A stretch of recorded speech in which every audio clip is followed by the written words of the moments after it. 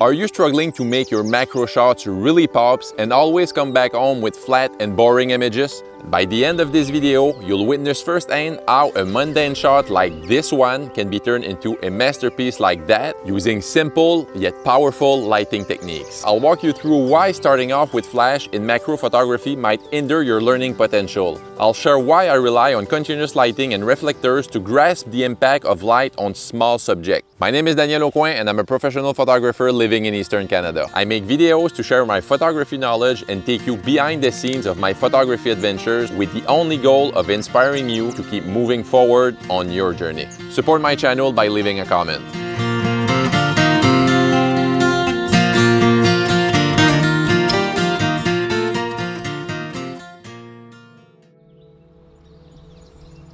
In the world of macro photography and photography in general, understanding lighting is essential for improvement.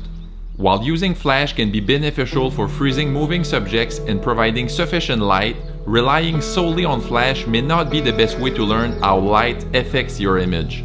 Unlike continuous lighting, which shows the light's effect on your subject in real time, flash only reveals its impact once the photo is taken, killing some of your learning potential. The first thing I love to do when I'm doing macro photography is always to start looking around and seeing what catches my eye in the moment. In this case, the vibrant colors of the pink and purple flowers caught my attention and I decided to make them my first subject. The scene already looked really promising, but the hardest part is choosing which flower to photograph. If I can give you one tip here, is try narrowing down the distraction in your photograph and only focus on one distinctive subject. Basically, what I'm trying to say is one photo, one subject. So after doing some gardening around my subject, I was ready to start adding lights to the scene. I started by positioning the main light slightly behind the subject's right side to increase separation from the background and also help reveal a bit of texture and sharpness. Then I wanted to make the background a little lighter while also giving the subject an edge. In order to do that, I positioned the small light tube right behind the flowers. At this point, I was pleased with what I was seeing on the back of my LCD screen, but wanted to create a little more separation on the left-hand side of the image, so I played with another light before using a 2-second timer to take the shot. Here's the image.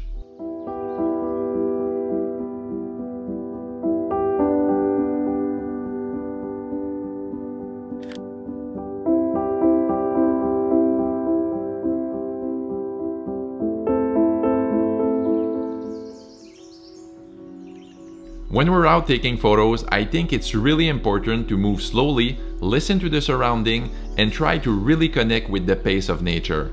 Doing so will definitely help you improve your photography and help you notice the often overlooked details around you.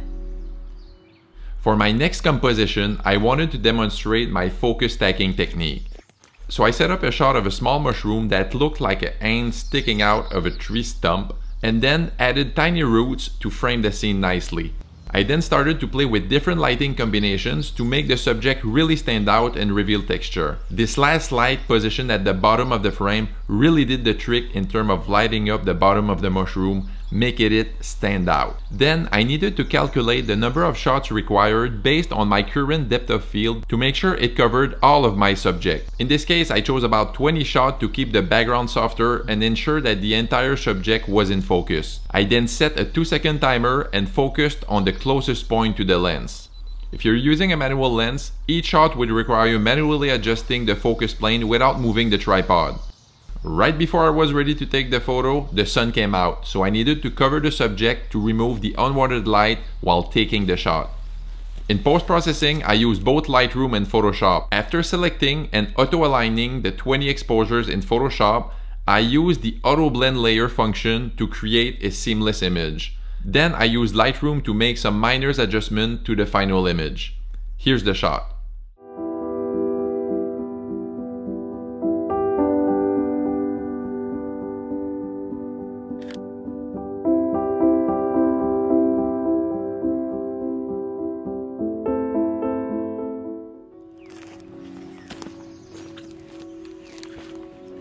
I'm sure you already heard that lighting in photography is everything, and for me, that's the truth. I believe that only when you learn to see light, you'll be able to uncover a world of possibilities for creating meaningful images. After strolling around, I came across a couple of fiddleheads forming a heart shape, which reminded me that love is everywhere. While I enjoyed the taste of this plant, I decided to make them my next subject. As with all my subjects, I start by walking around handheld with my camera to freely explore compositions without the constraint of a tripod. While experimenting in this case, I noticed a significant difference when adjusting the camera height to capture the subject closer to the ground, resulting in better separation from the background. So after some trial and error, I settled on a lower angle to make the subject really stand out.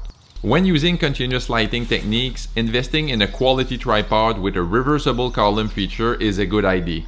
This type of tripod not only allows you to get closer to the ground, but also keeps the center of gravity low, resulting in better image stability.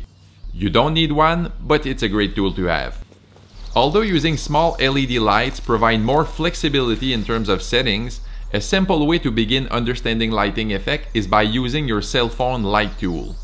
Lighting plays a crucial role in shaping the image. As you can see here, the use of a larger light source softens the shadows, while a smaller light creates sharper edge and boosts perceived sharpness. Even though these two lights are really small for us, they function as large soft boxes, especially when placed close to small subjects. So in this scenario, I opted for the smaller light to accentuate the intricate detail of the fiddleheads. Before beginning to add any lights to my composition, I always underexpose the shot by 1 to 2 stops. This technique helped me darken the background and create space to add lights without blowing out the highlights. Then I placed the first light on the left side of the subject to fill the shadows and create directional light. The second light, attached to an articulated arm, was positioned on the back right of the subject to enhance texture and separate the subject again from the background. Then I placed another light behind the subject at a lower angle pointing upward to further help create depth and separation. Experimenting with different light size and position allows for creative control over the final image. Additionally, adjusting the aperture setting plays a crucial role in softening the background and making your subject really pop. In this case, I compared images shot at f5.6 and f11 to illustrate the impact of aperture settings on the overall composition. Again, I used a 2-second timer to prevent any vibration during the exposure and captured 20 shots at different focus points. In the post-processing phase, I opened all the image as layers in Photoshop, auto-aligned them first, and then used the auto blend function. Minimal adjustments were then made in Lightroom to fine-tune colors and cropping. Here, I'll first show you the image created with a flash, followed by the outcome of continuous lighting. Please let me know in the comment section which one you prefer. Here are the photographs.